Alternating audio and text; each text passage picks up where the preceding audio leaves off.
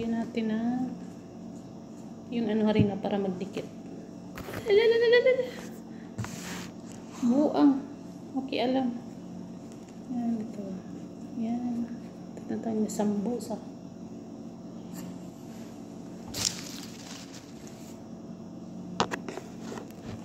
Sa ilalim pala ang ano.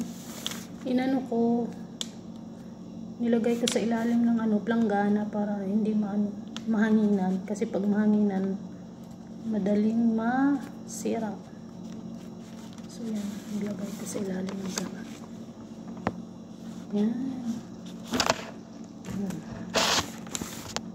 So balik na naman para hindi mahangin. Yan. Kasi diba, yung kasama ko dito natawa kasi ano doon. Sino daw kausap ko? May kasama ko dito. Yan, ito. Ito, ganyan na nila. Kung paano mag-ano. Yan.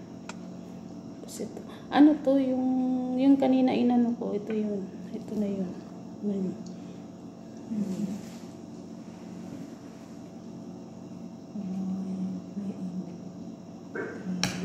Ito na siya.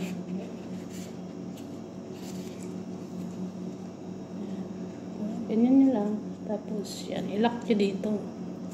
Yan. Tingnan nyo guys. Haggard na.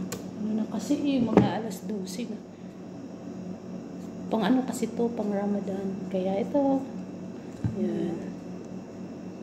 Yan na. Tcharing! Yan. See? Yan.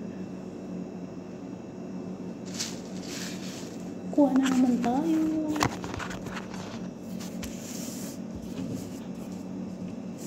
Sa ilalim kasi ng ano, nilagay ko, planggana. Sa Bisaya, planggana, ewan sa Tagalog. Sabta na lang ko ninyo. Tingnan nyo yung ano ko, damit ko. Hindi na ano. Bilisan na natin kasi alas 12 na.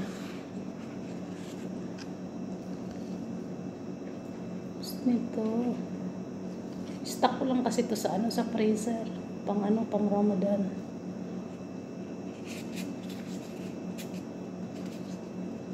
Kasi yan.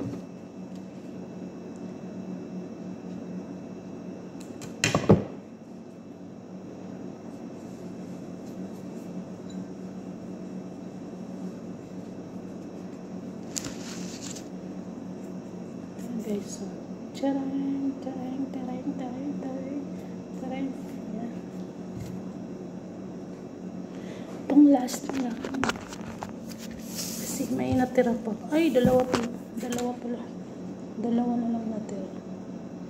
May ano naman, pero bukas na yung isa. May isang ano pa.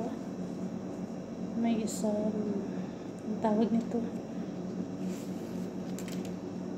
Ito. Bilisan na lang natin guys. Kasi, ayan. Hindi magkasya yung ano ko. So, magawa na naman ako bukas. Ayan. Yung mga ano, yung mga OFW nakarelate nito. O, diba, mga tol?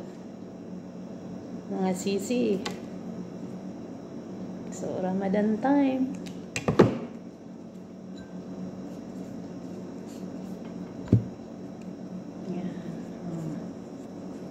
Charan. Isa na lang. Kasi yung isang silupin naman bukas. Hindi na kaya ng powers ko.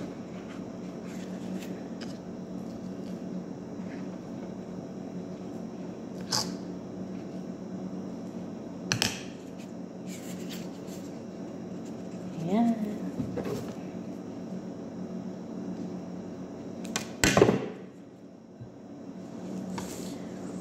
Ayan. So, tapos ayan. May natira dito. Ito, oh, bukas na lang ito. Ayan. See? Tara. Yan ako lang. Thank.